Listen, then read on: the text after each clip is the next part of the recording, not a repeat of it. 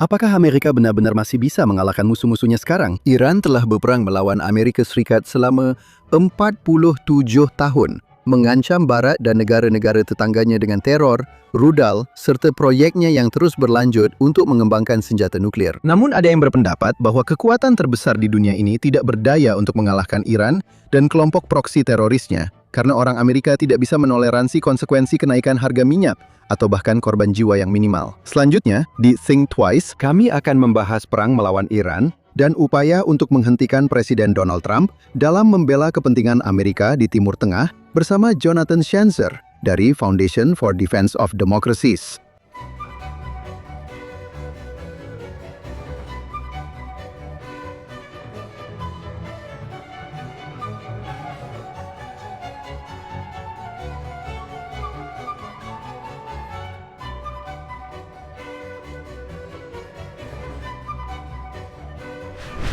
Halo dan selamat datang di Think Twice. Ada 3 pertanyaan yang dihadapi Amerika Serikat saat mempertimbangkan situasi di mana Iran terus menolak upaya untuk memaksanya menghentikan program nuklirnya, serta rudal-rudalnya dan dukungan negara terhadap terorisme. Salah satunya adalah apakah Presiden Donald Trump berniat untuk terus melawan Iran meskipun ada biaya politik dan diplomatik dari kampanye yang ia mulai bersama Israel pada tanggal 28 Februari. Pertanyaan lainnya adalah, apakah dia benar-benar percaya bahwa diplomasi bisa mencapai tujuannya di Timur Tengah? Atau jika dia memahami hal itu.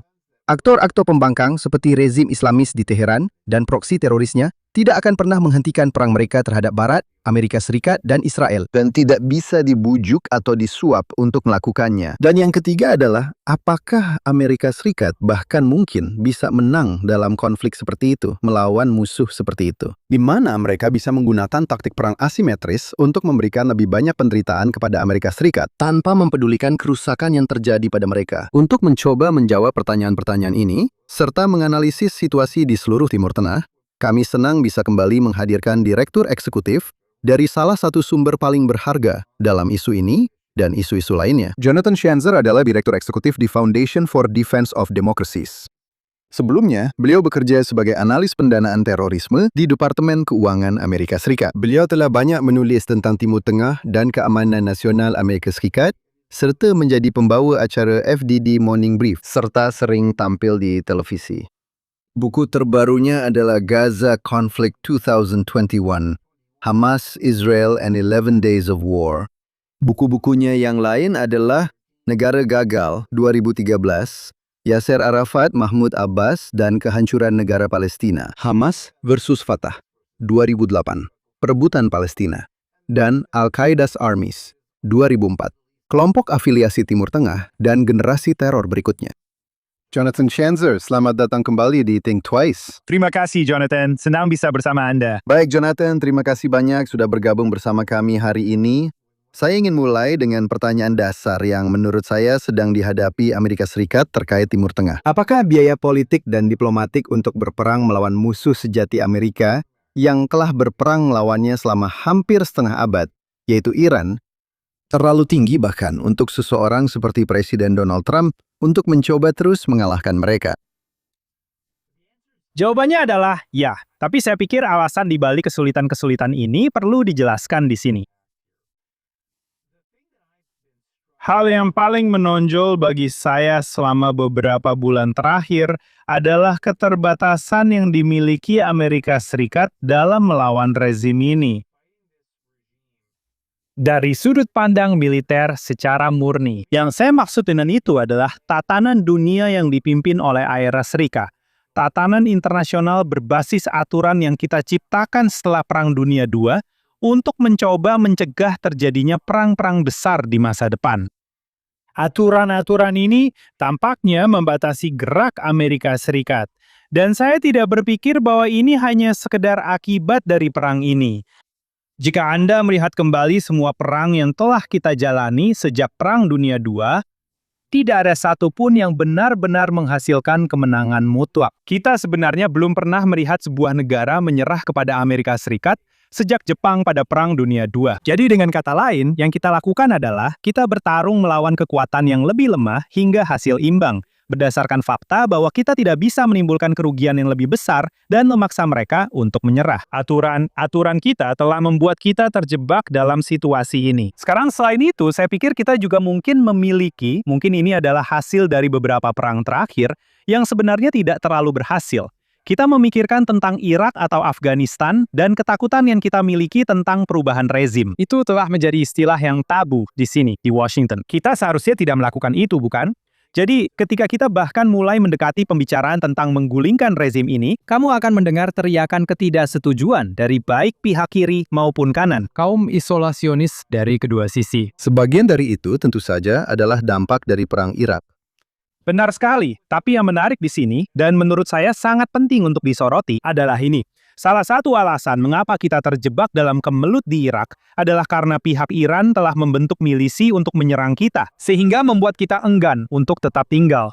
Dan kita mengorbankan banyak nyawa dan harta di Irak, belum lagi di Afghanistan, di mana Iran juga memerangi kita. Jadi di sini kita punya kesempatan untuk menghancurkan rezim yang telah membuat kita terjebak di dua tempat ini, menyebabkan dua kubangan konflik ini. Namun, justru kubangan konflik itulah yang terus dijadikan alasan oleh para penentang perang mengapa kita tidak seharusnya berperang. Terima kasih telah menyimak Think Twice. Baik Anda mendengarkan kami di platform podcast manapun atau menonton kami secara langsung di Facebook, X, atau di saluran YouTube JNS, silakan like dan atau subscribe ke JNS. Klik lonceng untuk notifikasi dan berikan ulasan yang baik untuk kami. Selain itu, selain Think Twice, ada juga podcast harian Jonathan Tobin, di mana saya berbagi lebih banyak berita dan analisis dengan Anda tentang isu-isu paling penting yang kita hadapi saat ini. Anda dapat menemukan acara harian tersebut dengan nama Jonathan Tobin Daily di kanal JNS dimanapun Anda mendapatkan podcast Anda. Dan sekarang kita kembali ke program hari ini. Ya, Itu adalah poin yang sangat masuk akal. Jadi saya harus bertanya, apakah ada sesuatu yang salah dengan dunia, dengan aturannya? Maksud saya, jelas, Anda tahu, tatanan pasca Perang Dunia II, Anda tahu, adalah sesuatu yang diinginkan dan dibutuhkan oleh Barat dan berhasil mencapai banyak hal. Dan tidak kalah pentingnya, Anda tahu, membangun kembali Eropa dan mengakhiri Perang Saudara Eropa, seperti yang terjadi pada dua perang dunia. Mungkin dianggap seperti itu dalam beberapa hal. Banyak hal lainnya, tapi apakah kita harus mencoba? Apakah sudah waktunya untuk memperbaiki, mengubah aturan-aturan itu? Atau kita hanya terjebak dengan aturan-aturan tersebut? Ya, menurut saya dalam banyak hal akan sangat sulit untuk mengubahnya. Dan saya memang berpikir banyak hal yang telah dicapai dengan ini. Anda tahu, dengan tatanan dunia berbasis aturan ini. Maksud saya, jika Anda memikirkan abad Amerika, seperti yang kita sebut, dan kekayaan, kemakmuran, pendidikan, kesehatan, serta ketahanan pangan, semua hal yang menurut saya telah dihasilkan oleh era ini, saya kesulitan menemukan contoh dalam sejarah di mana satu negara telah melakukan begitu banyak untuk mendukung seluruh dunia. Tapi pada saat yang sama, saya pikir kita sedang memasuki era baru. Ini memang, saya rasa kita semua bisa mengakui, ini memang 6 tahun terakhir benar-benar 6 tahun penuh gejolak. Mulai dari, Anda tahu, dari COVID, sampai invasi Rusia ke Ukraina, hingga peristiwa 7 Oktober, 2 perang dengan Iran, dan sekarang kemunculan AI yang mengancam akan mengubah segalanya. Menurut saya, ini memang menimbulkan pertanyaan, apakah kita seharusnya meninjau kembali? Sekarang, ketika saya melihat Eropa, misalnya saya melihat negara-negara seperti Jerman, yang telah kita minta untuk tidak berperang. Kita benar-benar telah meminta. Begitu juga Prancis dan banyak negara lain di Eropa, saya rasa mereka memang mengharapkan kita yang memikul beban itu. Tapi sekarang tidak lagi. Jadi sebenarnya kita sudah mulai membicarakan tentang mengubah tatanan dunia yang dulu kita ciptakan, setidaknya sampai batas tertentu. Tapi saya rasa sekarang saya benar-benar memikirkan tentang aturan perang itu sendiri. Dan saya rasa disinilah Anda tahu, saya bisa membayangkan ini akan sangat kontroversial. Bahwa Anda tahu, kita melihat Amerika Serikat saat ini sedang kesulitan, karena kita tidak ingin menurunkan pasukan di Iran. Kita tidak ingin membuat pasukan kita terjebak dalam konflik berkepanjangan di sana. Tetapi kita tidak memiliki senjata untuk menghancurkan kota-kota rudal yang telah dibangun oleh Iran. Gunung Pickaxe yang bisa menjadi lokasi nuklir besar berikutnya. Ini tidak bisa dihancurkan dengan senjata tradisional. Jadi, apakah itu berarti kita hanya punya satu pilihan, yaitu mundur atau menjatuhkan bom nuklir taktis? Sepertinya kita punya masalah di sini, bukan? Jika tangan kita terikat, kita adalah kekuatan yang lebih kuat dan keadilan ada di pihak kita. Tetapi tetap saja tidak bisa mengambil tindakan yang diperlukan untuk menang. berdasarkan aturan yang kita buat sendiri. Mungkin sudah saatnya kita merevisinya. Ya, saya rasa begitu. Sekarang, pada saat ini, kita belum tahu pasti apa yang akan dilakukan Presiden Trump selanjutnya. Saya juga tidak yakin dia sendiri tahu. Tapi menurut saya, pertanyaan yang sama pentingnya adalah apakah dia benar-benar mempercayai hal itu? Iran atau proksi terorisnya di Lebanon dan Gaza benar-benar bisa diyakinkan atau disuap seperti yang dipikirkan pemerintahan Obama dan Biden, mungkin bisa dilakukan. Atau seperti yang diyakini beberapa orang di pemerintahannya, seperti utusannya Seb Witkoff, penasihat sekaligus menantu Jared Kushner, serta mungkin juga Wakil Presiden J.D. Vance, mereka mungkin setuju dengan pendekatan Obama-Biden tersebut. Atau seperti yang kadang-kadang ia katakan dengan lebih masuk akal, setidaknya di beberapa kesempatan, bahawa keyakinan ini benar-benar tidak masuk akal. Sebenarnya apa yang terjadi di sana? Ya, Anda tahu, saya pikir, biarkan saya mulai dengan mengatakan bahwa saya pikir, ideologi Iran dan para proksinya, rezim ini dan para proksinya, juga merupakan bagian dari simpul yang sama yang sedang kita coba uraikan, terkait dengan tatanan dunia berbasis aturan. Ketika Anda berurusan dengan negara atau kelompok teroris yang mencari mati syahid, secara rasional, tidak ada yang namanya kekalahan. Dengan kata lain, militer mereka bisa saja dihancurkan, namun mereka tetap terus berjuang. Dan itulah yang telah kita saksikan selama bertahun-tahun. Ada kegigihan, penolakan untuk menyerah, yang mungkin bagi sebagian orang dianggap mengagumkan, tetapi hal itu jelas tidak akan membawa perdamaian di kawasan ketika Anda telah dikalahkan. Anda tahu, saya rasa harapannya adalah Anda mengakui hal itu. Namun, itu bukan yang terjadi dengan para jihadis ini, dan itu tetap menjadi masalah besar. Saya rasa mencoba membuat orang-orang Iran, khususnya untuk setuju menyerah, memang terdengar seperti gagasan yang mengada-ada, tapi itu bukan sesuatu yang realistis. Mereka masih bisa dikalahkan. Saya rasa mereka bisa dihancurkan. Mereka bisa dilemahkan lebih jauh melalui kekuatan militer. Bersama dengan isolasi diplomatik, perang ekonomi, dan taktik lainnya. Maksud saya, kita sama sekali belum terlibat dalam perang psikologis atau semacam operasi informasi yang menurut saya telah mereka lakukan terhadap kita. Saya pikir itu juga merupakan masalah besar bagi kita. Dan itu adalah bagian dari tatanan dunia berbasis aturan yang sama, yang Anda tahu, terus membatasi gerak kita. Namun, mengenai pertanyaan tentang Hizbullah dan Hamas, saya sedang mengamati sebuah proses di kedua wilayah, di Gaza dan di Lebanon, di mana tekanan politik yang didorong sebagian oleh Amerika Serikat, tetapi juga melalui lembaga multilateral. Dewan Perdamaian. Dan hanya melihat Amerika Serikat dan Israel bekerja sama dengan Lebanon, Anda bisa merasakan bahwa solusi diplomatik mungkin saja terjadi. Sekarang, saya tidak akan bertaruh pada hal itu. Saya rasa itu taruhan yang merugikan karena kita tahu bahwa organisasi teroris ini cenderung bertarung sampai akhir. Namun keduanya saat ini terjerat dalam beberapa proses diplomatik yang menarik, yang masih bisa saja mengarah pada kehancuran mereka. Dan salah satunya, sebagian mereka setujui, dan itu menarik untuk disaksikan. Ya, saya ingin bertanya, nanti saya akan bertanya secara terpisah tentang Hamas dan Hizbullah, tapi kita akan kembali ke situ. Tapi izinkan saya menggali lebih dalam lagi tentang sesuatu yang sudah kita bahas sebelumnya. Dan inti dari pertanyaan-pertanyaan ini adalah pandangan umum di kalangan para pembuat kebijakan luar negeri bahwa Amerika Serikat tidak mungkin memenangkan konflik asimetris melawan Iran. Mereka mengatakan, menurut saya dengan alasan yang cukup masuk akal, bahwa kemampuan Iran untuk meningkatkan konflik dan menyakiti Amerika Serikat serta sekutunya jauh lebih besar daripada kerusakan yang bisa ditimbulkan kepada mereka. Dan menurut saya pertanyaannya adalah, apakah mereka benar soal itu? Dan menurut saya itu sebagian adalah masalah kemauan, sebagian lagi adalah masalah kekuatan politik yang menekan kita. Dalam situasi perang, menekan Trump untuk mengakhiri perang. Tapi pada akhirnya, itu adalah pertanyaan yang menarik. Selama belum ada perubahan aturan, bahwa, Anda tahu, Iran bisa saja menghambat Amerika Serikat tanpa batas waktu. Dan menunggu tekanan politik untuk menjatuhkan siapapun yang berkuasa, dalam hal ini, Presiden Trump, dan memaksa mereka untuk menyerah. Ya, Anda benar-benar menunjukkan sesuatu. Dan itu 100% benar bahwa orang-orang Iran telah memperoleh daya tekan. Namun, menurut saya, yang perlu kita pahami adalah bagaimana mereka mendapatkan daya tekan itu. Dan sebenarnya, menurut saya, ada dua cara, mungkin tiga, yang bisa kita tunjukkan. Dan itu layak untuk dibahas lebih lanjut. Yang pertama adalah amunisi.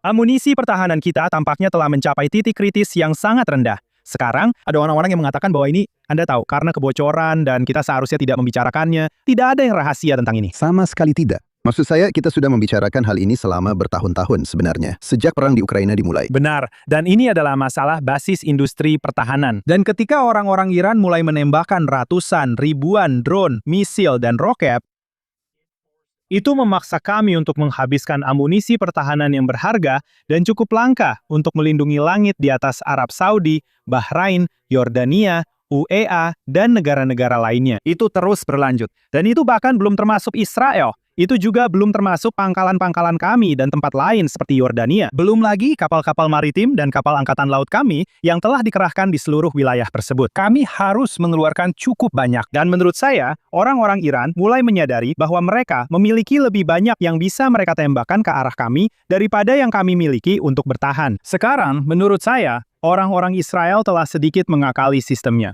Ternyata Iron Dome dapat menghadapi rudal balistik maupun roket jarak pendek. Itu kabar baik, tapi tetap saja tidak seperti ada persediaan yang tak terbatas untuk barang-barang ini.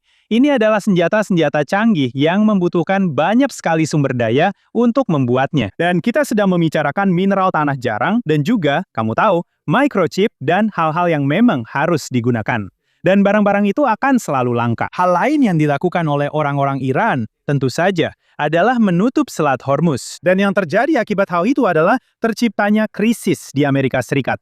Harga minyak melonjak dan menyebabkan kelangkaan minyak di tempat-tempat yang sangat bergantung pada Selat Hormuz. Kita di sini tidak terlalu terdampak karena kita adalah produsen minyak independen. Tapi, sekutu-sekutu negara lain terkena dampaknya. Dan tentu saja, minyak adalah komoditas, yang berarti harganya dipatok terhadap dolar dan akan sama dimanapun Anda berada di seluruh dunia. Jadi mereka mampu melakukan semua itu. Dan kemudian kombinasi dari dua hal tersebut memberikan banyak tekanan pada Donald Trump menjelang pemilu paruh waktu. Dan kita semua tahu ini. Kita tahu pertimbangan Donald Trump, Anda tahu, maksud saya, dia menganggap dirinya sebagai presiden kemakmuran. Dia tidak ingin melihat harga minyak naik, dan dia ingin bisa melindungi prajurit Amerika. Mereka menangkapnya. Mereka, saya rasa, telah cukup banyak mengikat tangannya di sini. Jadi, ya, mereka sedang berperang secara asimetris.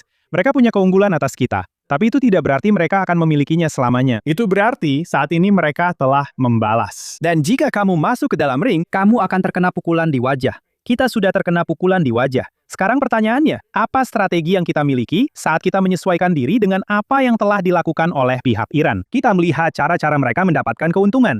Bisakah kita dengan cepat menyesuaikan diri dan mengambil kembali keuntungan itu dari mereka, serta menegaskan kembali posisi kita? Ini adalah pertanyaan besar, dan saya pikir banyak hal ini bergantung pada para petinggi di Pentagon, dan apa yang sedang mereka kerjakan. Cara-cara di mana kita mungkin bisa mengejutkan rezim tersebut. Bagaimanapun juga, kita masih merupakan negara adidaya. Saya ingin melihat kita bertindak layaknya negara adidaya. Ya, kita lihat saja nanti. Maksud saya, dan jelas ada banyak perdebatan tentang Trump. Para loyalis Trump mengatakan, kamu tahu, jangan percaya tanda-tanda bahawa dia menyerah atau tunggu sampai setelah pemilu paruh waktu. Apakah kamu optimis tentang hal itu? Atau, kamu tahu, karena di berbagai waktu, memang terlihat seperti Witkoff, Kushner, dan Vance tampaknya telah mendapatkan posisi yang lebih kuat di dalam pemerintahan. Saya rasa begitu, dan kamu tahu, sepertinya Marco Rubio saat ini terisolasi sebagai pejabat senior yang lebih keras di pemerintahan ini. Saya rasa bijaksana sebenarnya kata yang lebih baik Saya daripada cenderung agresif, berpikir tapi keduanya saya kira sama itu cukup, saja. ya. Tapi ya, begitulah. Tapi Anda tahu, saya pikir Presiden membutuhkan strategi lain. Dan saya bisa katakan bahwa Anda tahu, dia terus-menerus kembali pada gagasan gencatan senjata ini. Semacam kesepakatan yang adil dengan Republik Islam, yang akan membuat segalanya kembali baik di Selat Hormuz dan di sekitar wilayah tersebut. Saya tidak berpikir rezim itu tertarik pada hal itu. Saya pikir itu adalah strategi yang gagal. Kenapa mereka harus tertarik? Benar. Maksud saya, pertama, mereka marah kepada kita karena telah menghancurkan program nuklir mereka dan menyingkirkan banyak petinggi mereka serta banyak kemampuan militer mereka. Maksud saya, kita baru saja melenyapkan nilai ekonomi setara lebih dari 1 tahun PDB mereka dengan perang ini. Jadi, tentu saja mereka punya dendam dan mungkin mereka tidak ingin membiarkan kita lolos begitu saja. Jadi, gagasan bahwa kita terus-menerus mengandalkan jeda pertempuran yang ditengahi oleh Pakistan, Qatar, atau Arab Saudi sangat tidak masuk akal bagi saya. Sekarang, jika Anda ingin mengatakan kita akan terus melakukan gencatan senjata singkat ini agar minyak bisa melewati Selat Hormuz dan kita menembakkan lebih sedikit rudal pencegat, oke, itu bukan strategi jangka panjang, itu adalah strategi taktis untuk masalah yang masih perlu diselesaikan. Tapi saya akan mengatakan bahwa pendekatan J.D. Vance atau Witkoff yang hanya menerima begitu saja apa yang diberikan Saudi atau Pakistan kepada kita, dan menerima kekalahan dalam nota kesepahaman yang ditulis dan dirancang dengan buruk, itu sama sekali tidak masuk akal bagi saya. Kita masih perlu mencari cara untuk memulihkan posisi kita di kawasan. Kita masih memiliki tatanan regional yang perlu kita bentuk. Jika kita keluar sebagai pemenang dalam perang ini, jika kita bisa menemukan cara untuk menyatakan kemenangan, saya melihat peluang besar ke depan. Maksud saya pikir kita akan memiliki dominasi energi di Timur Tengah. Kita akan menciptakan koridor baru yang dikenal sebagai koridor IMEC, koridor energi India Timur Tengah, yang akan menghubungkan India ke Teluk Persia melalui Israel ke Yunani dan Siprus. Ada banyak hal positif yang bisa muncul dari ini. Selain rezim tersebut tidak lagi bisa menjadi negara nuklir, tidak bisa lagi mengancam semua tetangganya melalui kelompok proksi.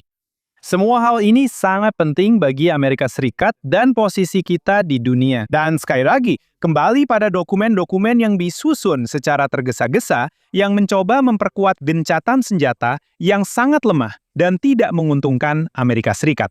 Itu bukan jalan yang tepat ke depan. Kita harus mencari sesuatu untuk diserang. Apakah itu para pemimpin tertinggi, aset militer utama, apapun itu, kita perlu memberikan pukulan yang melumpuhkan kepada rezim tersebut. Satu-satunya jalan keluar dari ini adalah dengan menghadapinya. Ya, saya setuju. Dan gagasan bahwa kekalahan, meskipun hanya kekalahan jangka pendek, adalah strategi politik yang baik bagi Trump dan Partai Republik untuk menang di pemilu paruh waktu itu benar-benar gila. Anda tahu, perang yang berujung kekalahan jauh lebih tidak populer daripada perang yang tidak populer tapi masih berlangsung, menurut saya. Sekarang, mari kita beralih sejenak ke Lebanon dan konflik Israel dengan Hizbullah, yang telah coba dihubungkan oleh pihak Iran dengan setiap penyelesaian di Selat Hormuz atau isu nuklir. Apakah Anda pikir ada kemungkinan bahwa pemerintah Lebanon benar-benar bisa membebaskan diri atau melucuti kelompok proksi Iran itu, bahkan dengan tekanan yang terus-menerus dari Israel? Atau apakah kita hanya akan terus-menerus melihat drama ini terulang tanpa akhir?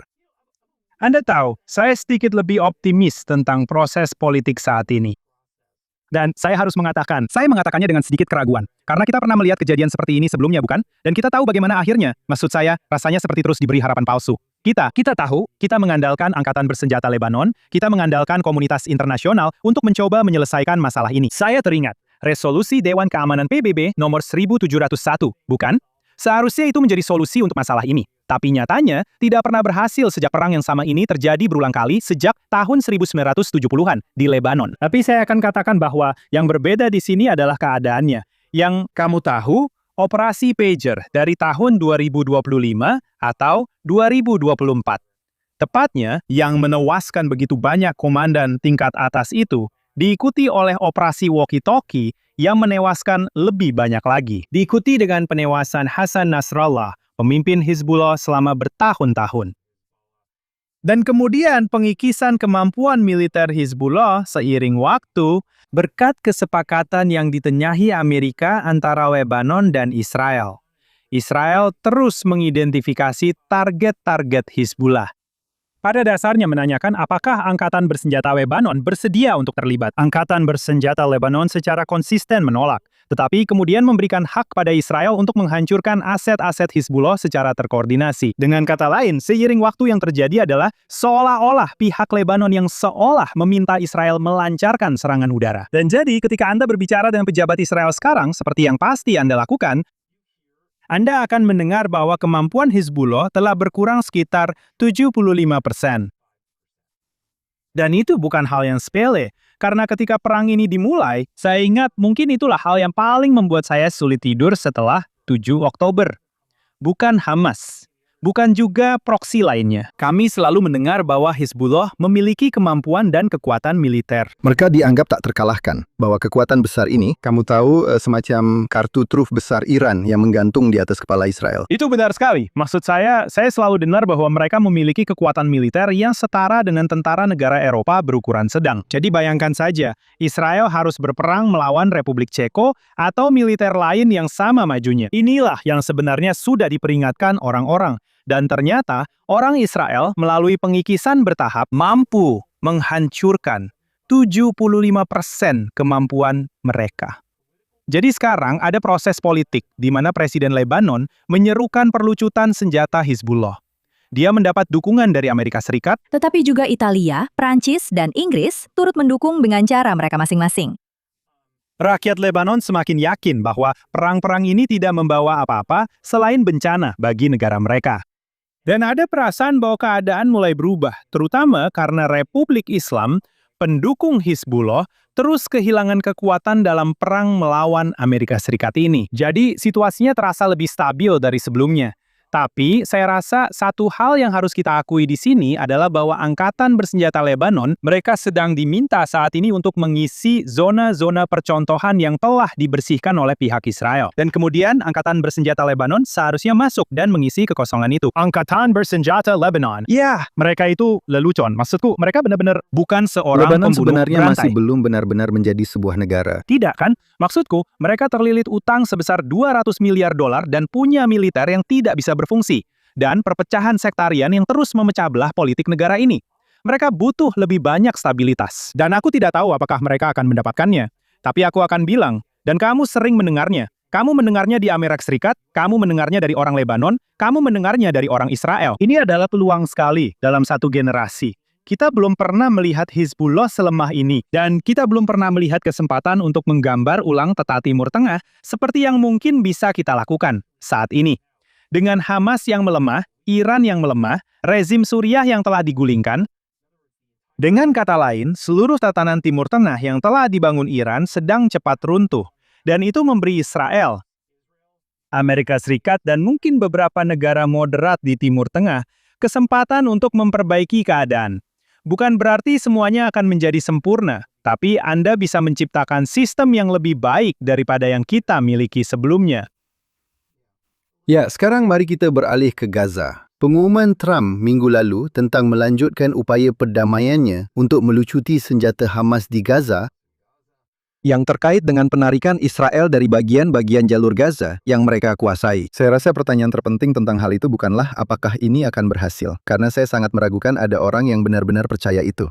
Pasukan internasional yang dipertimbangkan untuk pelaksanaannya bisa atau akan memaksa Hamas untuk melucuti senjata, karena kita tahu itu tidak bisa dan tidak akan terjadi. Dan hanya Israel yang bisa melakukan itu. Jadi pertanyaannya adalah, mengapa Amerika Serikat berpura-pura seolah-olah ini bisa terjadi dan mendapatkan persetujuan Israel meskipun dengan enggan? Apa yang sebenarnya terjadi di sini? Ya, itu pertanyaan yang menarik.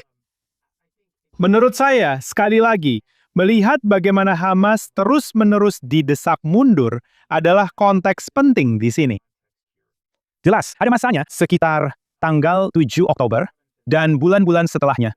Sebenarnya, maksud saya, 1,5 tahun pertama setelah itu, Hamas tetap menguasai seluruh jalur Gaza, bahkan saat Israel sedang bertempur. Maksud saya, mereka akan bertempur lalu mundur. Kemudian Hamas akan merebut kembali wilayah tersebut. Dan rasanya seperti Anda sedang mencoba mengepel lantai yang kebanjiran. Tidak ada cara untuk mengeringkannya sepenuhnya. Tapi, pada suatu titik, keadaan mulai berubah. Dan Anda mendengar orang-orang Israel secara terbuka menyatakan bahwa ada yang mereka sebut zona kuning. Dan awalnya mereka menguasai sekitar 30% jalur Gaza. Lalu Israel menguasai 40%. Hari ini, mereka menguasai hampir 70% jalur Gaza. Itu berarti Hamas terdesak di sebuah kantong kecil yang berbatasan dengan Laut Mediterania, benar? Jadi mereka benar-benar terjepit di tepi laut, menguasai 30% jalur Gaza. Orang-orang Israel telah membalikan keadaan perang ini. Sekarang, saya tidak tahu apa yang akan terjadi jika orang-orang Israel memutuskan ingin mundur besok. Tapi Hamas masih berkubu sangat dalam di 30% memang begitu. wilayah Dan itu. mereka sedang Dan dengan merekrut. bertahan, itu bukan kiasan. Kita sedang membicarakan Tidak, ada sistem dua terowongan tingkat yang masih yang ada. berbeda dari struktur-struktur militer. Satu di bawah tanah dan satu di atas tanah. Dan mereka sedang berusaha mempersiapkan diri untuk putaran perang berikutnya dengan Israel menggunakan sisa-sisa amunisi Israel yang belum meledak dan mencoba mengubahnya menjadi misil dan roket yang mungkin bisa mereka tembakan ke Israel. Tapi Israel masih terus menyerang mereka secara rutin. Dan kamu bisa lihat, tidak ada pemimpin puncak Hamas yang akan bertahan lama di dunia ini. Ini seperti menjadi pemain drum dari film itu, Spinal Tap, kan? Kalau kamu jadi drummer Spinal Tap, hidupmu tidak akan lama. Sama halnya jika kamu adalah pemimpin puncak Hamas, hidupmu tidak akan lama di dunia ini. Jadi, ada kesan bahwa Israel masih punya keunggulan itu. Dan dalam konteks inilah, Dewan Perdamaian menyatakan, sekarang kami meminta kalian untuk melucuti senjata. Nah, menurut orang-orang di Dewan Perdamaian, Hamas telah setuju dengan hal ini secara prinsip. Menurut Hamas sendiri dan semua pos-pos kepemimpinannya, seperti di Turki, Qatar, Iran, dan Gaza sendiri, mereka menolak gagasan bahwa mereka bersedia menyerah. Tapi izinkan saya katakan, selama pihak Israel terus, maksud saya, mereka tidak mengendurkan tekanan sama sekali. Saya rasa memang ada. Dan ada banyak tekanan yang diberikan kepada mereka untuk melakukan hal itu. Benar. Dan saya pikir itulah intinya. Pihak Israel, jika mereka belajar satu hal selama perang ini, yaitu jangan berhenti bertarung. Benar, maksud saya, pihak Israel terus difitnah. Benar. Karena kamu tahu, pembicaraan tentang genosida dan kelaparan, serta kejahatan perang. Dan tujuan utama dari semua ini adalah untuk memaksa pihak Israel berhenti bertarung. Dan mereka belum melakukannya. Dan sebagai akibat dari tidak menghentikan pertempuran dan terus menargetkan Hamas dengan gigih setiap hari, mereka justru mendorong Hamas ke 30% wilayah jalur Gaza. Ada pelajaran di sana. Jadi apapun yang terjadi dari sudut pandang Israel, dan saya pikir itulah yang sudah disimpulkan oleh pemerintah saat ini. Tidak ada jalan keluar selain terus maju. Anda harus terus mendorong. Dan ini, omong-omong, adalah pelajarannya. Ini juga pelajaran untuk Trump dan Iran. Ini adalah pelajaran bagi orang Israel di Lebanon. Ini juga pelajaran bagi orang Israel di Gaza. Bahwa musuh-musuh ini harus dikalahkan. Mereka harus dihancurkan. Ini adalah soal kesabaran. Ini adalah soal apakah kamu bisa melihat konflik ini dalam jangka panjang dan tidak terpengaruh oleh komentar-komentar instan di media sosial serta podcaster yang memfitnahmu. Ini tentang lakukan apa yang menjadi kepentingan nasionalmu untuk mengalahkan musuh-musuhmu. Dan menurut saya, itu pelajaran untuk semua orang di sini. Mungkin sebentar lagi itu juga akan menjadi pelajaran bagi orang-orang Saudi yang kabarnya harus mulai berhadapan dengan Houthi di Yaman. Hal yang sama, benar. Maksud saya, mereka menyerah pada hal ini ketika mereka harus menghentikan perang dengan Houthi karena Amerika Serikat menarik dukungan mereka. Ngomong-ngomong, bisa dibilang orang Israel berulang kali harus menghentikan pertempuran, baik itu melawan Hamas atau Hizbullah. Karena tekanan internasional dan tekanan media. Itu adalah hal-hal yang harus kamu abaikan di zaman sekarang ini. Kalau tidak, kamu tidak akan pernah bisa menyelesaikan perang. Benar. Sekarang, saat kita melihat ke kawasan, salah satu pemain utama yang tampaknya berhasil mendapatkan kepercayaan Trump adalah Presiden Turki, Erdogan, yang tampaknya telah membujuk Presiden pada satu titik atau lainnya untuk mundur dari melanjutkan perang. Apa tujuannya? Dan apakah pengaruh Turki terhadap kebijakan Amerika merupakan kekuatan destruktif yang harus dilawan? Atau apakah Turki masih begitu penting secara strategis sebagai anggota NATO bagi Amerika Serikat sehingga Trump benar untuk mendukung Ankara? Tegar, saya akan memberitahumu, Jonathan. Saya sering mendengar orang mengatakan kepada saya bahwa Turki terlalu besar untuk gagal, bahwa kita tidak bisa, kamu tahu. Kita tidak bisa merenggangkan hubungan dengan mereka. Kita tidak bisa bekerja melawan mereka. Saya melihatnya dengan cara yang berbeda. Dulu pernah ada masa ketika Republik Turki adalah sekutu setia Amerika. Sebuah negara demokrasi yang umumnya berbagi nilai-nilai kita. Sekuler, Sebuah Mark, demokrasi sekuler. Secara umum berbagi pandangan dunia dengan kita. Saya tidak ingin mengatakan bahwa itu benar-benar sejalan, tapi jarang sekali ada keselarasan sempurna di antara sekutu. Tapi sekitar tahun 2010, 2011, kami benar-benar mulai melihat perubahan dari pemerintah Erdogan. Perlu dicatat di sini bahwa Erdogan telah berkuasa sejak 2002. Jadi orang ini sekarang sudah menjadi diktator seumur hidup di Turki. Jadi demokrasi sudah dihancurkan. Dia benar-benar telah melumpuhkan media, peradilan, dan militer. Maksud saya, semua institusi kunci yang dulu membuat Turki menjadi negara demokrasi, sekarang sudah tidak ada lagi. Dan di atas itu semua, Turki juga menjadi sponsor utama Hamas, pendukung bagi Hamas. Seluruh kepentingan bisnis Hamas dijalankan melalui Istanbul. Hal ini diungkapkan bukan oleh saya atau FDD, tetapi oleh New York Times, dalam sebuah laporan yang keluar tak lama setelah Perang 7 Oktober. Mereka juga telah menjadi sponsor bagi Taliban, Al-Qaeda, ISIS. Mereka mencuci uang sebesar 20 miliar dolar untuk Republik Islam Iran antara tahun 2012 dan 2015. Dengan kata lain, jika Anda melihat ke seluruh wilayah saat ini, Anda bisa melihat jejak campur tangan Turki di banyak tempat bermasalah. Jika mereka bukan sekutu NATO, saya rasa Anda juga bisa dengan mudah menyebut mereka sebagai negara sponsor terorisme. Saya percaya mereka memenuhi kriteria untuk itu, terlepas dari bahkan NATO. hingga... Tepat sekali, maksud saya belum pernah melihat hal seperti ini sebelumnya, di mana Anda bisa menjadi anggota NATO di satu sisi, tetapi juga, Anda tahu, memenuhi syarat sebagai negara sponsor terorisme di sisi lain. Qatar mungkin satu-satunya negara lain yang bisa dikatakan sesuai dengan deskripsi ini. Tentu saja, Qatar bukan anggota NATO, mereka adalah sekutu utama non-NATO. Tapi terlepas dari itu, Anda bisa merasakan apa yang sedang terjadi di sini. Orang-orang ini entah bagaimana bisa menjadi si pembakar dan juga pemadam kebakaran, baik Qatar maupun Turki. Dan kebetulan mereka adalah sekutu yang sangat dekat dalam upaya mereka untuk mendorong Timur Tengah yang dipimpin oleh Ikhwanul Muslimin. Mereka memiliki pandangan dunia Islamis yang ingin mereka terapkan. Sekarang, pertanyaannya adalah, mengapa mereka masih memiliki pengaruh di dalam pemerintahan Trump?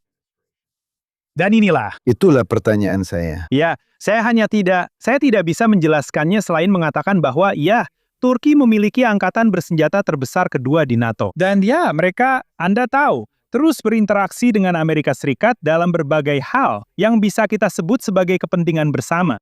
Tapi mereka tidak bisa dipercaya. Mereka bukan sekutu yang membantu.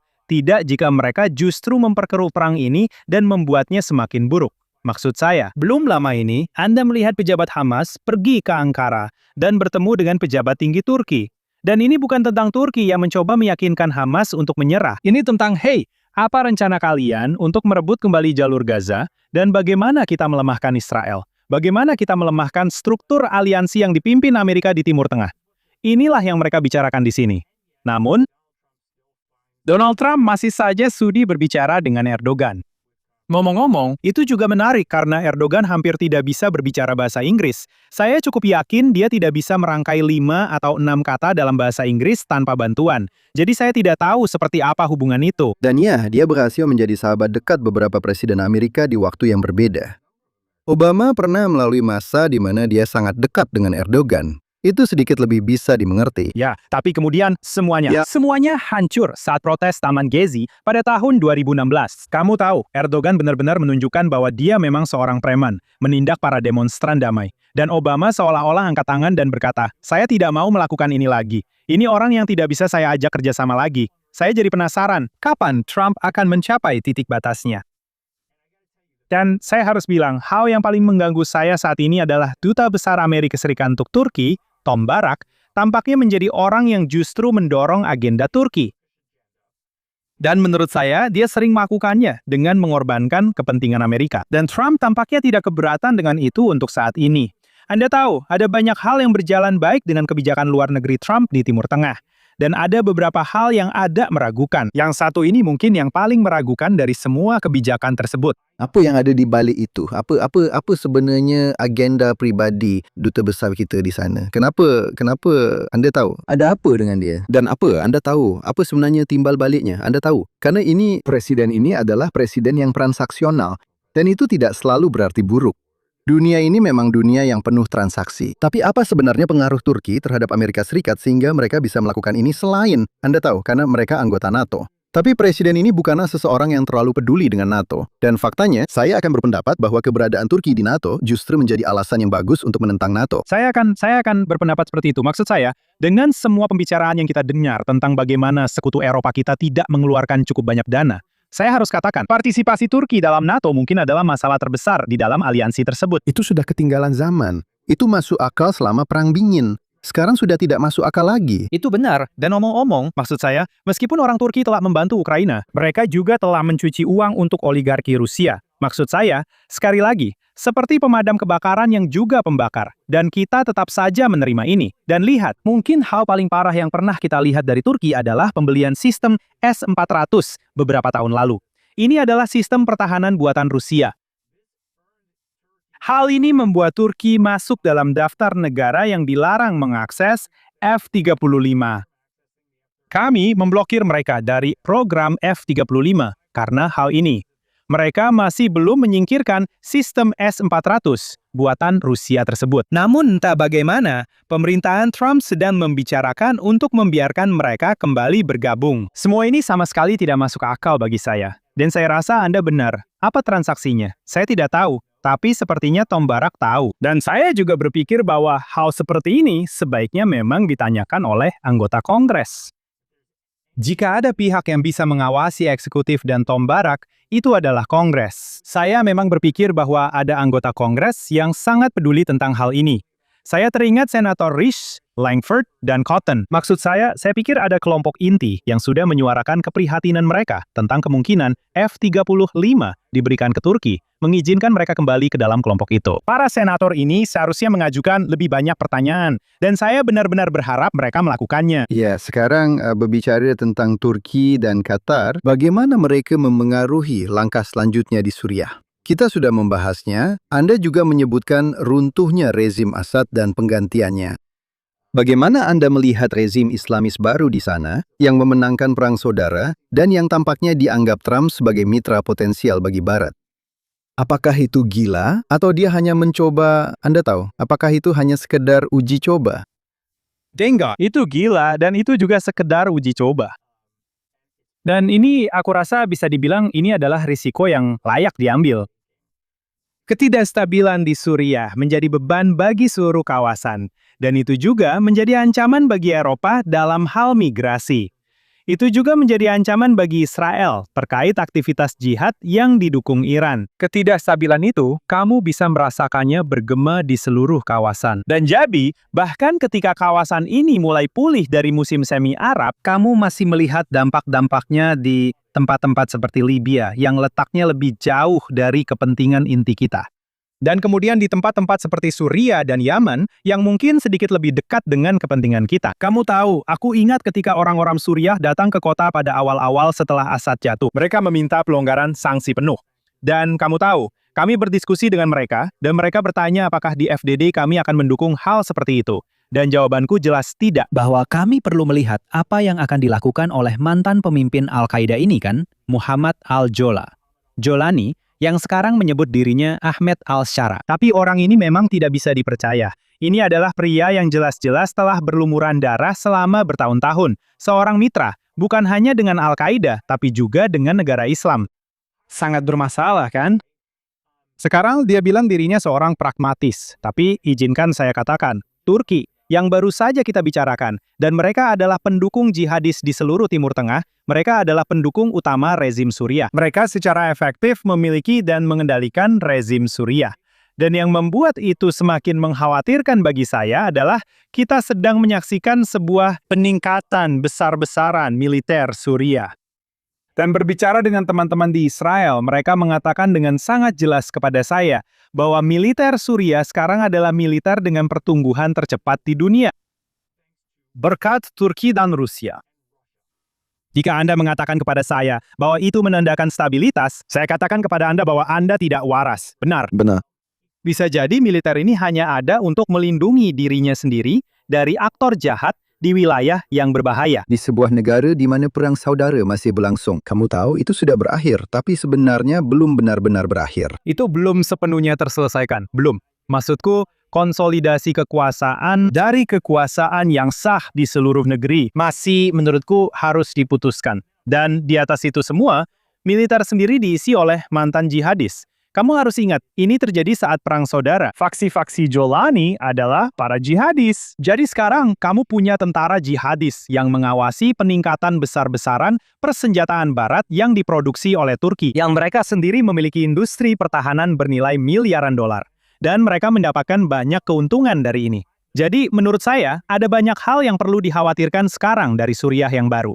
Saya kira, mungkin satu hal lagi saat kita membicarakan tentang Turki dan potensi meningkatnya kekuatan mereka.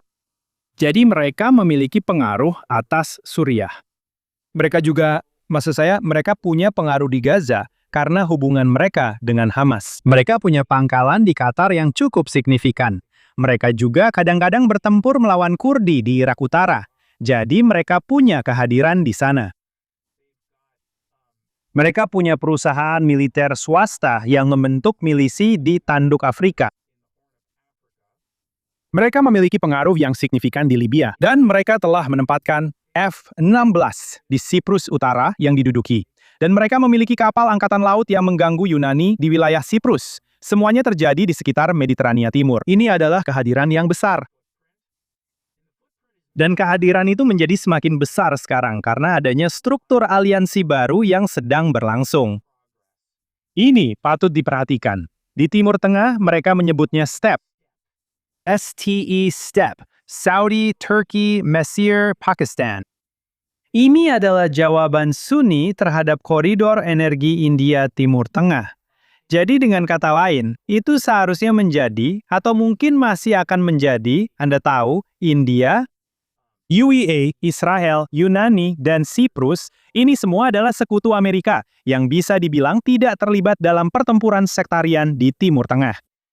Aliansi STEP, aliansi Turki dengan Mesir dan Pakistan, sangat dipengaruhi oleh Sunni, bersifat ideologis dengan tujuan untuk menaklukkan wilayah tersebut kembali. Dan kita sedang mengamati ini dengan sangat hati-hati sekarang. Jika STEP berhasil, saya pikir itu akan menjadi kemunduran besar dari tatanan regional yang dipimpin oleh Amerika Serikat. Dan itu benar-benar akan menjadi kekosongan yang ditinggalkan oleh Republik Islam, yang diisi oleh pihak-pihak yang tidak tepat. Jadi ini sesuatu yang perlu diperhatikan.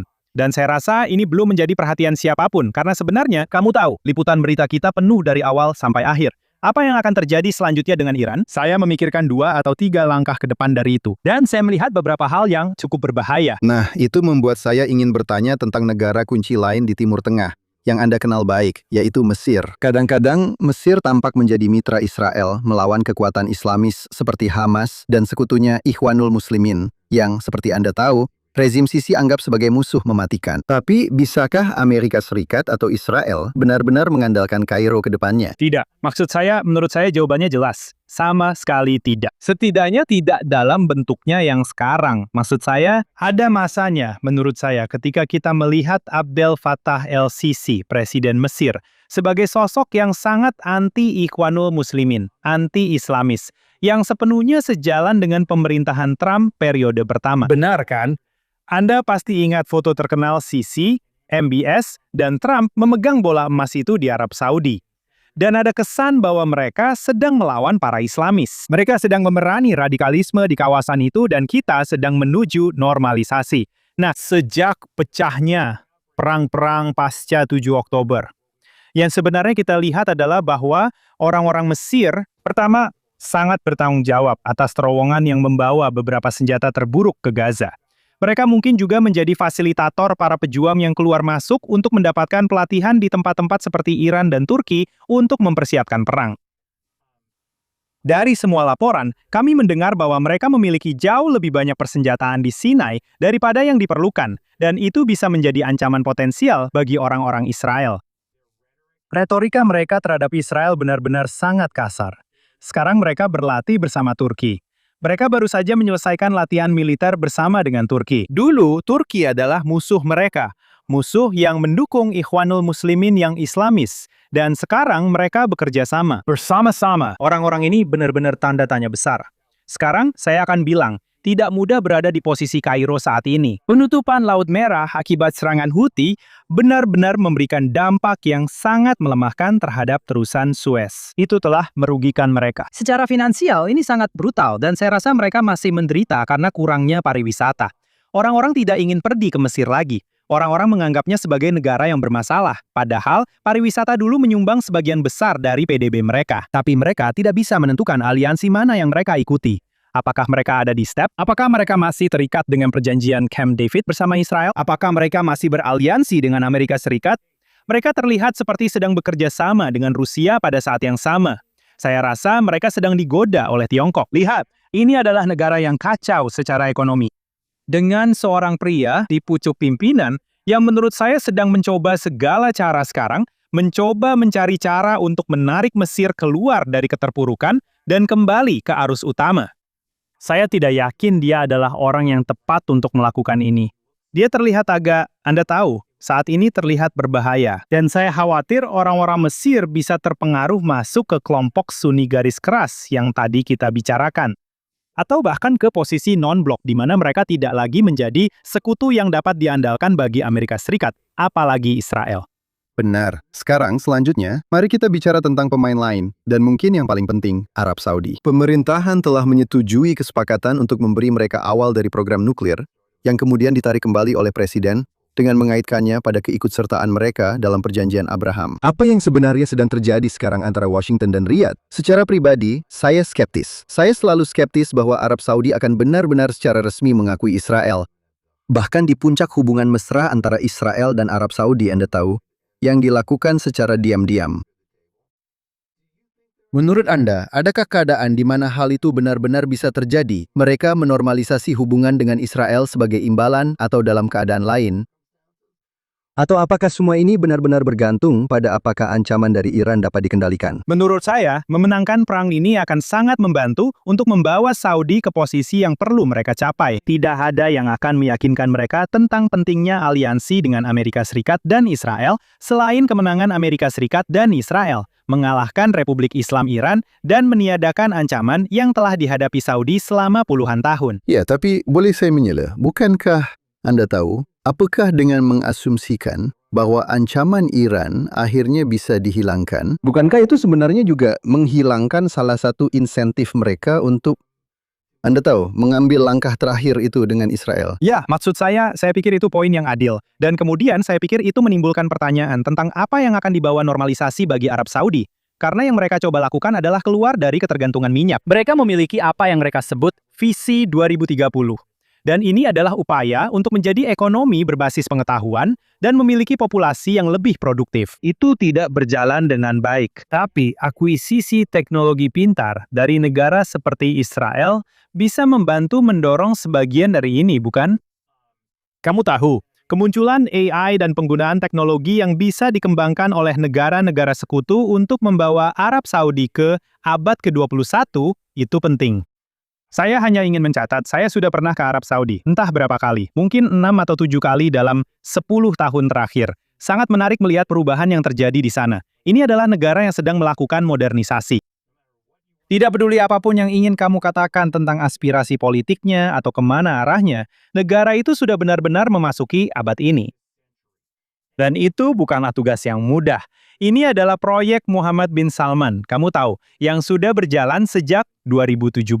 Menurut saya, dia agak mandek dalam hal modernisasi negara dalam beberapa tahun terakhir. Visi 2030 untuk beberapa mega proyek ini benar-benar mengalami kemunduran. Tidak diragukan lagi, tapi normalisasi. Maksud saya, ini menarik. Saya pernah melihat orang Israel di Arab Saudi, warga negara ganda. Jadi mereka memegang 2 paspor. Mereka masuk dengan paspor yang berbeda dan mereka diterima. Dan kamu tahu, seperti yang selalu saya katakan kepada orang-orang, normalisasi itu adalah sebuah proses, bukan sebuah peristiwa. Dan saya pikir kita sedang menunggu peristiwa itu. Kita menunggu jabat tangan di Gedung Putih. Prosesnya sendiri sebenarnya sudah berjalan lama. Mereka sebenarnya sudah berpegangan tangan di bawah meja. Pertanyaannya hanya apakah mereka akan melakukannya secara terbuka atau tidak. Jadi, saya tidak benar-benar melihatnya sebagai sesuatu yang hitam putih. Saya melihat mereka sudah berada di jalur ini. Dan saya pikir mereka sudah memahami manfaatnya. Sekarang, ada satu hal yang perlu diperhatikan. Tadi saya sebutkan IMEC, dan saya juga sebutkan STEP. Arab Saudi berada di persimpangan kedua hal tersebut. Dengan kata lain, jika Arab Saudi bergabung dengan IMSC, saya pikir tatanan regional yang dipimpin Amerika Serikat akan semakin kuat. Partisipasi Arab Saudi dalam hal ini akan sangat penting.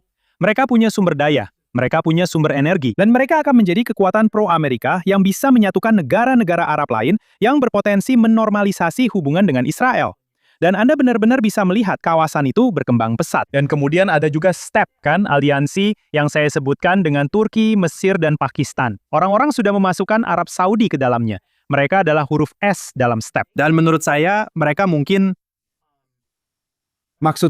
mereka tergoda dengan struktur aliansi ini. Saya rasa mereka mungkin paham bahwa bergabung dengan aliansi itu kemungkinan besar tidak sepenuhnya menguntungkan bagi mereka. Dan Anda bisa melihat Amerika Serikat dan Yunani misalnya, mereka secara aktif merayu Saudi.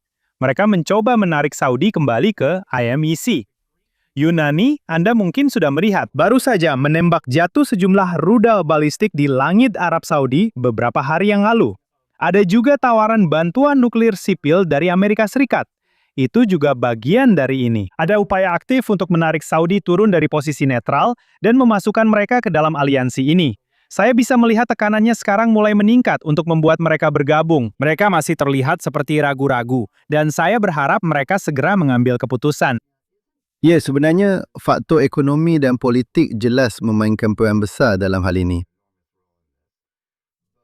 Namun, inti dari rezim Saudi adalah, Anda tahu, keterkaitannya dengan aliran tertentu dari Islam. Itulah cara mereka berkuasa lebih dari 1 abad yang lalu. Dan Anda tahu status mereka sebagai penjaga tempat-tempat suci Islam. Bukankah pada akhirnya itu menjadi faktor utama yang akan menghambat mereka untuk bergabung dengan IMEC dan memasukkan mereka ke aliansi yang lain itu? Dan juga menjadi hambatan untuk bisa memiliki hubungan yang terbuka dengan Israel. Ya, maksud saya, itu pertanyaan yang menarik yang kamu ajukan, karena MBS telah menyingkirkan banyak kaum Wahabi.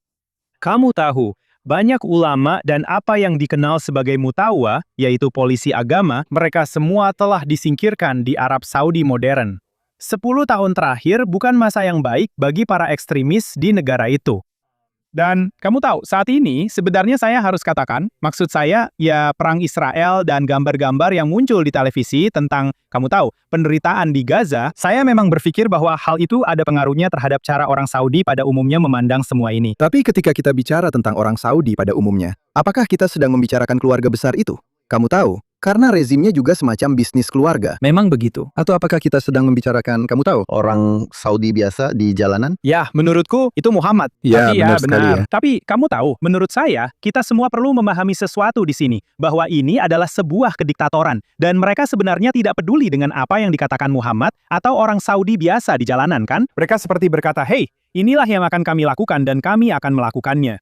Jadi ini sebenarnya bukan tentang, saya rasa ini bukan tentang opini publik. Kalau kamu tanya saya sekarang, menurut saya salah satu tantangan terbesar yang dihadapi oleh orang-orang Saudi, mereka memiliki aliansi yang sangat rumit dengan UEA. Dan kamu mungkin sudah mendengar bahwa UEA dan Saudi telah berselisih selama sekitar 1 tahun terakhir. Ada perpecahan. Faktanya, MBS dan MBZ, pemimpin UEA, dulu hubungannya sangat akrab, seperti saudara atau sepupu, atau apapun sebutannya, tapi itu adalah hubungan yang dekat. Sekarang, mereka melihat satu sama lain sebagai pesaing. Jadi, jika Emirat ikut dalam Abraham Accords dengan Israel, orang-orang Saudi mungkin tidak ingin mengikuti langkah itu. Dan jika Emirat menjadi bagian dari IMEC, ya, maka orang-orang Saudi mungkin juga tidak ingin mengikuti langkah itu. Ada dorongan untuk membedakan diri. Mereka ingin menentukan jalan mereka sendiri. Dan sekali lagi, mereka melihat diri mereka sebagai kekuatan Sunni. Dan mungkin Pakistan yang memberikan mereka payung nuklir, dan Turki yang merupakan, Anda tahu, tentara terbesar kedua di NATO. Bahwa ini mungkin menjadi payung yang terasa lebih nyaman bagi identitas Arab Saudi yang sedang berkembang di kawasan tersebut. Saya masih berpikir bahwa mereka lebih baik berada di bawah payung Amerika. Saya percaya bahwa sistem senjata kita akan jauh lebih baik daripada apapun yang akan disediakan oleh Pakistan atau Turki. Dan saya harus katakan, semua negara lain, ketiga negara dalam step ini, mereka benar-benar kacau. Maksud saya, Turki itu, mereka secara ekonomi adalah bencana, dan mereka sedang berantakan sebagai pemerintahan, kan? Saat ini hanya satu orang yang berkuasa. Ada Mesir, negara yang sangat populis dan sekarang sedang dilanda kemiskinan. Dan ada pihak Pakistan yang entah bagaimana keluar dari keterasingan setelah bertahun-tahun terisolasi. Dan mereka punya pengaruh terhadap pemerintahan Trump. Tapi mereka, maksud saya, Dan secara senjata akurat. nuklir. Dengan senjata nuklir, tapi mereka pada dasarnya dimiliki oleh Tiongkok. Maksud saya, jumlah utang mereka kepada Tiongkok sangat mencengangkan. Jadi saya rasa tidak ada negara-negara ini yang akan melayani Saudi sebaik yang mereka harapkan. Namun mereka masih saja menjajaki struktur aliansi ini, karena mereka tidak sepenuhnya nyaman untuk bergerak ke arah Amerika Serikat, Israel, normalisasi, Barat, Eropa. Itu bukanlah tempat mereka biasanya berada. Dan kita melihat mereka, Anda tahu, seperti sedang mempertimbangkan pilihan mereka secara langsung. Dan pada saat yang sama, mereka juga berusaha mencegah perang yang lebih buruk, meminta Donald Trump untuk tidak menyerang Iran. Maksud saya, mereka benar-benar terasa seperti remaja yang sedang mencari jati diri saat ini. Ya. Mereka tidak tahu apa yang mereka inginkan. Ya. Jelas. Sekarang terakhir saya ingin bertanya tentang masa depan aliansi antara dua negara demokrasi besar, yaitu Amerika Serikat dan Israel. Partai Demokrat tampaknya sedang berada di jalur di mana mereka menjadi partai yang anti-Israel, sementara Partai Republik masih sangat pro-Israel. Tapi jika nanti dipimpin oleh Wakil Presiden Vance pada tahun 2028, itu juga bisa berubah. Apakah Anda optimis atau pesimis tentang masa depan hal ini? Anda tahu, sebagai kepala, Anda tahu, sebagai seseorang di Foundation for the Defense of Democracies, apakah Anda optimis atau pesimis tentang aliansi dua negara demokrasi ini? Lihat, maksud saya selalu optimis terhadap Amerika Serikat dan saya juga selalu optimis terhadap Israel. Saya belum tentu optimis saat ini tentang kemampuan kita untuk saling memahami. Mengingat kepemimpinan politik yang kita lihat di kedua negara. Maksud saya pikir kita sudah mencapai titik krisis yang perlu kita akui di sini. Yang pertama adalah, kita jelas memiliki krisis di dalam Partai Demokrat, DSA, dan kelompok Squad. Mereka ini adalah kaum radikal. Mereka adalah orang-orang yang tidak mengutamakan kepentingan terbaik Amerika Serikat. Dan saya pikir mereka berusaha mengubah cara hidup kita. Dan tentu saja, mereka berusaha merusak aliansi seperti yang kita miliki dengan Israel. Ada kubu Tucker Carlson di Partai Republik yang menurut saya tidak kalah radikal dan tidak kalah mengkhawatirkan. Dan saya tidak tahu persis seberapa besar bagian Partai Republik yang mereka wakili. Ya, bedanya adalah, Anda tahu, perbedaannya adalah, dan saya banyak membaca tentang kedua ancaman itu, seperti yang Anda tahu, kadang-kadang berganti-ganti dari hari ke hari, tapi kenyataannya adalah, Anda tahu, kubu Tucker Carlson dari Partai Republik belum memenangkan pemilu apapun. Sedangkan, Anda tahu, Demokrat radikal memenangkan semuanya. Maksud saya, kita berbicara sehari sebelum pemilihan pendahuluan Senat Michigan, di mana mereka mungkin akan meraih kemenangan besar. Tucker, Anda tahu Tucker, satu-satunya ujian untuk kubu Tucker di partai, itu berakhir dengan, Anda tahu, kekalahan telak Thomas Massie. Jadi memang ada perbedaan di sana. Ya, saya rasa satu-satunya hal yang ingin saya katakan adalah mereka belum menang. Ya, itu masuk akal. Mereka pasti akan menang. Itu adil. Israel memiliki kepemimpinan yang sudah ada sejak lama, sudah ada, kamu tahu, selama 2 dekade. Dan saya memang berpikir bahwa pada suatu titik mungkin lebih 3 kali. Ya, jadi kamu tahu, ada semacam kelelahan dan situasi di kedua negara di mana ada lebih banyak kebingungan dan tidak banyak kejelasan, tapi kami sedang mengusahakannya. Dan saya punya keyakinan pada masa depan. Oke, ya itu penutup yang bagus. Jonathan, terima kasih banyak sudah bergabung bersama kami hari ini. Bagaimana para penonton dan pendengar kami bisa mengikuti karya Anda dan mempelajari tentang FDD? Anda bisa mengunjungi fdd.org atau di akun FDD. Dan Anda bisa menemukan kami di Instagram, Twitter, Facebook, dan semua itu. Anda bisa mengikuti saya di JJ Schanzer di X atau jonathan.schanzer di Instagram. Dan kami sangat menghargai perhatian Anda. Baik, terima kasih. Kami juga ingin berterima kasih kepada para penonton kami. Jangan lupa untuk mendengarkan setiap hari Jonathan Tobin Daily Edition yang bisa Anda dengarkan dimanapun Anda biasa mendengarkan podcast. Baik, Anda mendengarkan kami di salah satu platform tersebut maupun menonton kami secara langsung di Facebook, X, atau kanal YouTube JNS. Mohon untuk menyukai dan atau berlangganan JNS. Klik lonceng untuk mendapatkan notifikasi dan berikan ulasan yang baik untuk kami. Silakan kirimkan pesan kepada kami di thinktwice@jns.org dan beritahu kami di mana Anda mendengarkan atau menonton acara ini serta pendapat Anda tentangnya. Dan ingat, teruslah membaca dan berpikir sendiri. Dan kami akan bertemu Anda lagi minggu depan.